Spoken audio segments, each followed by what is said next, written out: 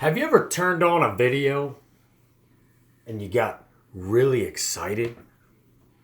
Right off the bat, as soon as you turned it on, you know that whatever you're watching is going to be exciting and interesting. Well, guess what? That's you right now because I'm talking about revolvers. I'm not prejudiced. I don't care what you bring to my class, whether it's a semi-automatic, a revolver, a high point, a Jimenez, your grandpop single action revolver, something you bought off the streets in the 90s. I don't care what it is. All right, I will teach you to be a better gunfighter with whatever you bring. That's my promise to you. It's no secret that I'm a revolver guy. All right, that's what I trust my life to.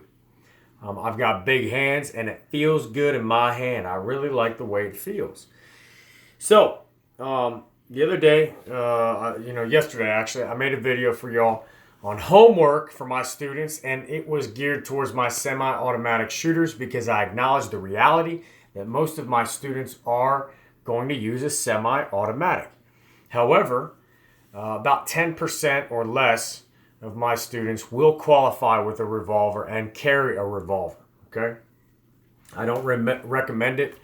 I do believe it's an expert's gun. And matter of fact, a good analogy is that these are like a manual transmission, and the semi-automatic is an automatic transmission. Think about a vehicle, right?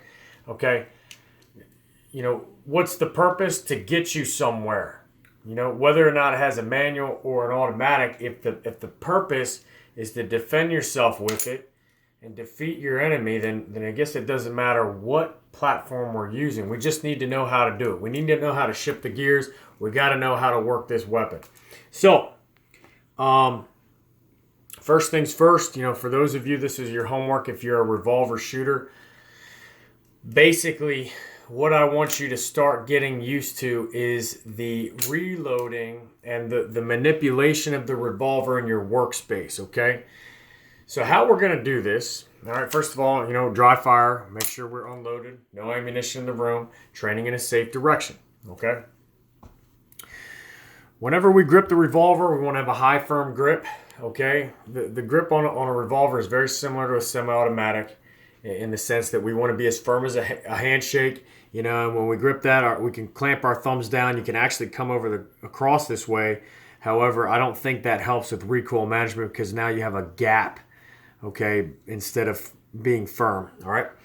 But I'm not so much talking about the grip here. What I'm talking about is that we can practice our double action trigger squeeze, and that's what I want you to do is build up your strength because that's a long pull. So acquire your sights, punch the weapon system out, focus on your front sight, and I want you to give me 6 squeezes in quick succession, keeping your front sight still on your target somewhere on the wall. 1, 2, 3, 4, 5, 6. Now I want your finger off the trigger. You're going to do all of this in your workspace. You're going to depress the cylinder release button, and your weak hand is going to come through the frame or the window of the gun, index finger and middle finger, and your thumb is going to wrap around the cylinder of the weapon. And now, once we have grasped the cylinder of the weapon through the window with our weak hand, we're going to let go of our strong hand. Now look where the barrel is pointed. The barrel is pointed to the sky. That's what we want to use when we're reloading a gun is gravity, okay? Because there's casings in here now once we're done firing. We need to use the extractor rod. Now there's 2 ways you can do this. The FBI technique means that we come out here with our thumb and we depress this with our thumb. And the way I do it is I actually flick it. I take it and I flick the entire weapon as I'm hitting that extractor rod. While I'm doing this, getting rid of the casings, I'm going to grab my fresh source with this hand. That could be loose rounds. That could be a speed loader or a speed strip. Once these casings are out, we keep it in our workspace, still grasping the weapon the same way. Gravity now means we want the barrel to the deck as we load with our strong hand. Okay, that's what we're going to do. Load with our strong hand. Too frequently, I see folks that run a revolver fail to use gravity. So they're essentially straight up and down, parallel to the deck, and they fail to hit the extractor rod with authority. And instead, you see this motion of a plunging motion with the extractor rod. And what happens is that the casings don't come out with positive force. They tend to get hung up, they get stuck, you get hangers, and it's a messy situation. And then, of course, people will poo-poo the revolver and say, oh, man, it sucks. Well, you're not doing it right. So remember, all right, when we're done, keep it in your workspace. Open the cylinder, go through the window with your weak hand, grasp the cylinder, barrel to the sky. You can either hit the extractor rod one time over the top with your right hand, or you can depress it with your thumb.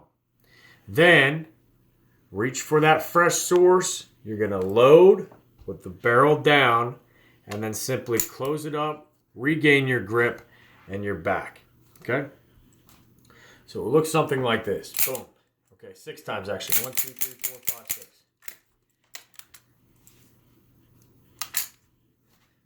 All right, that's how we're going to do it.